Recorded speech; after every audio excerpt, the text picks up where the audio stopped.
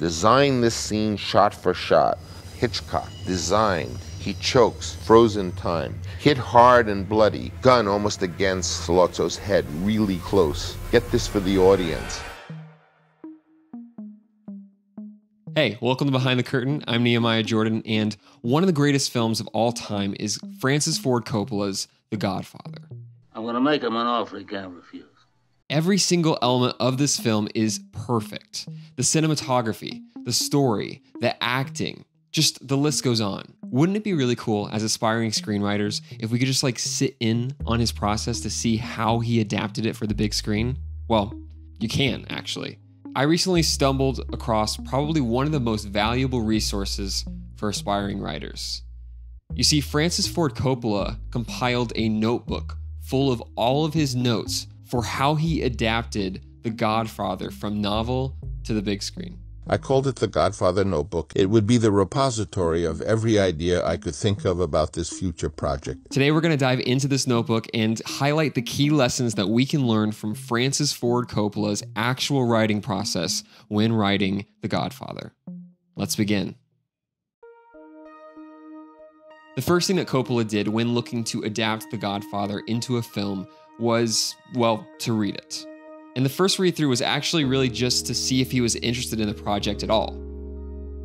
And actually, he was kind of disappointed by it. Much of it was dedicated to the odd story of Lucy Mancini and the surgeon who was hired to alter her private anatomy, and the subsequent relationship that evolved into a love story. On the second read, however, he identified the most important story in the book and what its theme was.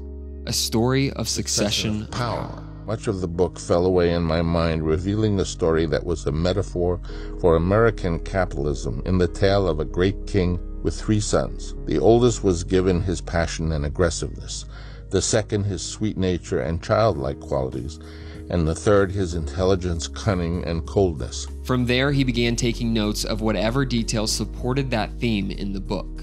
This was his first pass of notes.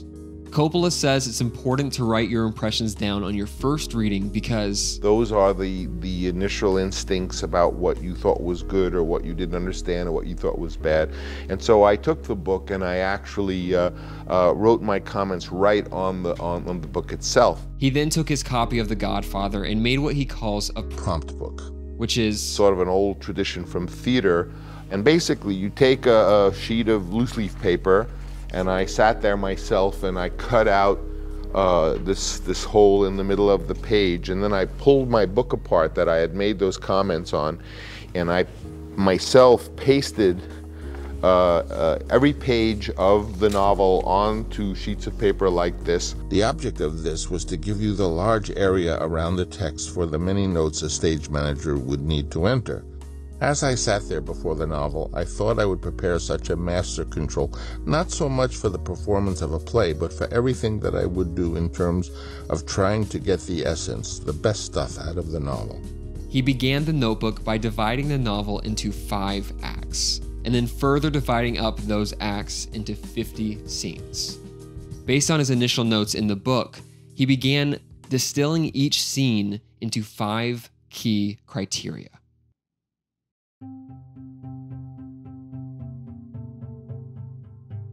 The first of Coppola's key criteria was the synopsis.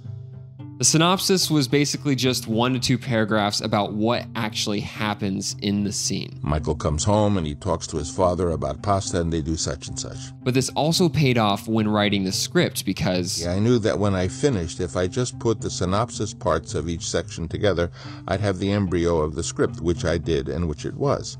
The script was based on the synopsis of each section. Number 2 was the times. Basically, how does the context of the time period that the story takes place in specifically affect this scene? I felt it was very important that the film be set in the 40s, after the war, because that was a very peculiar time in America. You'd go into a bus station and maybe half the people would be soldiers. America in the 40s had a certain style. There were many aspects and details that could convey the era, and so that would be another criteria.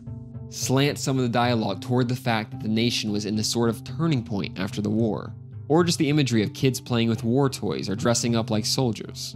Part of this relates to creating a sense of reality in the setting, but sometimes this also changes how the characters actually behave when the story. For instance, if you're writing a story that takes place before 9/11, your characters may behave differently in certain situations than if the story took place after.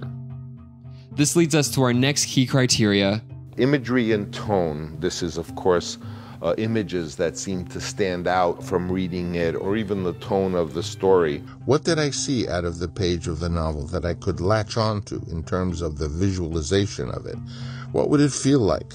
I would consider everything that happened in that sequence and put down what thoughts I had. A perfect example of this is the big Italian wedding scene at the beginning of the film. Coppola describes a fat older man dancing with a younger girl in a confirmation dress. He describes an older couple having just danced a tarantella. Kids in little suits sliding around the sandwich man. People throwing sandwiches. None of these details are essential to the plot, so why talk about them? Because it breathes life into your story. It makes it real, it gives it texture. I'm somebody that's guilty of sticking very strictly to my beat outline and really only writing towards that. I don't really take the time to sort of build around that idea and create this sense of reality. And while not all of these details made it into the final script probably, and were more probably for Coppola when directing, even just taking one of these ideas and working them into your story can give your story this bigger picture, this bigger feeling that you're actually describing real events. For instance, the detail of throwing the sandwiches. He works that into just a simple action that somebody does while talking about something else. Hey, Polly! I got 2 gabagool! Gabagool! And a prosciutto! This is such a small little random detail that Francis Ford Coppola was able to fit into his story from his own experiences. And that wedding is what we call a football wedding. Why a football wedding is because the food are these sandwiches wrapped up in a kind of crinkly paper that say prosciutto or capagol or provolone, and it's a football wedding because you always used to throw, hey, send me a prosciutto, and you throw the prosciutto. That he was able to use to breathe authenticity into his story. Another great example is the initial Salazzo meeting. This is the introduction of a major antagonist, but on the surface, in the scene, they are being civil and very calm. Coppola was very conscious of this balance. Although it is a very calm, civil scene, with both men polite and respectful, we must sense a tremendous tension between those two polarities. This scene should play like a poker game between the Cincinnati kid and the old man, with a couple $1 million on the table. Using an analogy like the poker game is great because it immediately makes you feel that underlying tone and emotion for the scene. And this kind of bleeds into Coppola's next criteria, which is probably also the most important one, the core. And this is something I think I borrowed from Elia Kazan in his notes from the way he broke down the play Streetcar Named Desire. Kazan believed that every scene in a play came down to a core idea, which could be put into a word or two. Every scene should have a core that was at the root of that scene, and the reason the scene was in the piece was only validated if you expressed that core, if you hit its essence and why the scene was there. It was appealing to me that if you nailed the clarity of that core in each scene, the audience would have gotten that, and that would form the spin of the experience for them. The killing scene. To show the killing as terrifying and explicitly as possible, having taken the tension to an unbearable degree. To further define Michael's character in regards to his cool, totally calm execution of these men. The wedding scene. Introduce the Don and gradually reveal the breadth of his power. Make clear his relationship to Michael. Establish the fusion of family and business. Introduce all the main characters and subplots of the film.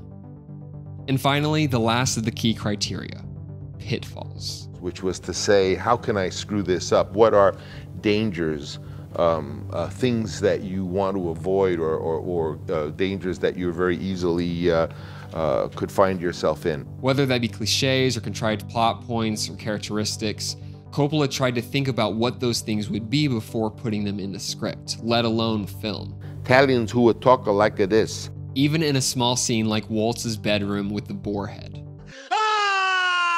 Coppola knows he wants it to be horrifying, but he doesn't want it to overtake the whole tone of the film. He understands what the balance is and what is appropriate. One must find the perfect balance of horror without losing the thread of the overall film. Deliver it and get out. The idea of setting aside time to actually think about what traps you might fall into while writing before you write is very interesting to me. And this isn't a crazy idea, but I never really see it applied to screenwriting. If you can avoid some common traps, like if you can identify them and then know how to avoid them, that could save you a full draft. I mean, obviously, hindsight is 2020. After you finish a draft, there's going to be tons of problems that you didn't plan for. That's just how writing is, but potentially you can save time afterwards rewriting things if you just spend the time thinking about, the common problems you might face. I had finished my scenes, I had broken them down in my 5 criteria, and now I carefully went through each page of the novel, detailing and expanding my original pencil notes with different colored pens and a ruler, putting down the details on how I would dramatize or especially accentuate certain things. I marked and noted everything that struck me, action, character, imagery, dialogue, and wrote my reactions next to them. For example, the scene where Michael kills Sollozzo. Tu padre, sta male. Important, the audience knows he is not following Clemenza's instructions. Clemenza had told him specifically exactly what to do. And if you see that he wasn't doing it, it would be suspenseful. Hitchcock, designed, he chokes, frozen time, hit hard and bloody, his fork frozen midair, gun almost against Sollozzo's head, really close. Get this for the audience. Or when the Don is unexpectedly shot. The shooting, great detail. The Don is the main character of this movie, so as in Psycho, we are totally thrown when he is shot. How would Hitchcock design this? Or even back in the wedding scene when the story is being established. Exposition is so much easier to use and explain in a novel. You can just have it. And so Coppola recognizes this, expository device when Michael is telling Kay about his family, and then he expands on that. Major plot point in wedding scene. Mike is not like them. He is like us. We identify and understand him and are grateful for what he tells us, Kay, about them, his family. And then as we see for the rest of the scene, that's how we learn about each character. His name is Luca Brasi. He helps my father out sometimes. If you're adapting a novel, the application of this is pretty straightforward, right? But I think there are actually some similar lessons that we can learn from this notebook, even if you're writing an original story. When writing a screenplay, it's pretty standard to write some form of an outline, right? So whether that's a scene-by-scene outline, a beat-by-beat outline, some use of the story circle or save the cat sort of structural tool, that's pretty standard. But what I think is really important here is that Coppola goes beyond that. What Coppola does here is he breaks down The Godfather so that he actually understands what is happening, how the setting and the world affect the story, this texture and imagery that brings his story to life, what the core purpose of each scene is, and what mistakes he should avoid making at each point of his story. And this isn't something that I've really heard about before, at least not structured this way. I'm somebody that likes planning before I write. I like outlining. I like really having an understanding of what I'm going to write before I write. Some people like to just jump in, and that's fine. There's nothing wrong with that. But I wonder what would happen if you took even just one of these criteria and added it to your process. So whether that's, imagery and tone, and really start thinking about what the visual component of your screenplay is going to be, or thinking about the core and really being intentional about understanding the core purpose of every one of your scenes. I mean, one of these things, whatever you're gravitating towards, could really, I think, improve and make your story much more well-rounded and much more purposeful.